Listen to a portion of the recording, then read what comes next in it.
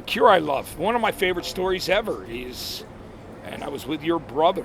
I brought your brother with me because I was never afraid of anything. So I called Chris Parry, Right. like who's running Fiction Records and, produced The Jam, worked with a lot of people.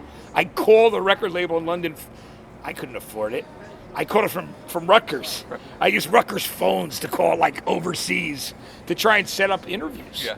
I found out the Cure were coming to town. It was after Pornography and when they were doing the trilogy of singles of Let's Go to Bed, The Walk, and The Love Cats. Right. So they were going in a more poppy direction again because they'd gotten really depressing with Pornography. Yeah. And they are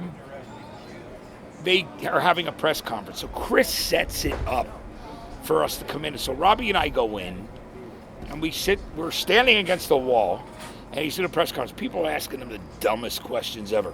And he's sitting there with Lowell Tolhurst, Robert Smith, and people are going, why are you so depressed? Do you ever consider suicide? And I remember his answer going, I think suicide's really tragic. He goes, you got to always believe that there's there's light at the other end. And eventually, you could tell he'd had it with these lame-ass questions that people had asked him. And they were from respectable publications. Right. All right? So here I am, this college kid with your brother, and we sit down. Chris Parry walks up to him and goes, hey, that guy Matt Pinfield from the radio station in Jersey, he's going to interview you now. And Robert just puts his head down on the table, and he crumples this milk carton, throws across the room. And I'm like, oh shit, what am I going to do now?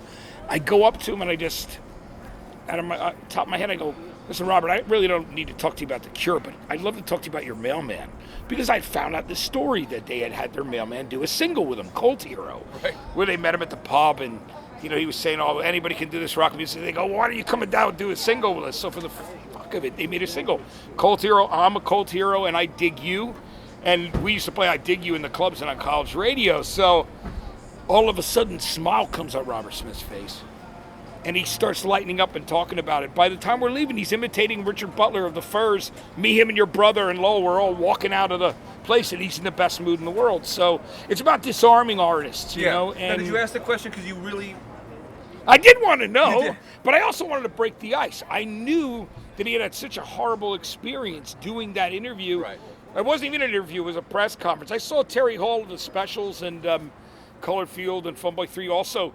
I went with your brother another time, and he also hated everyone but us. It was pretty funny. It was some funny stuff.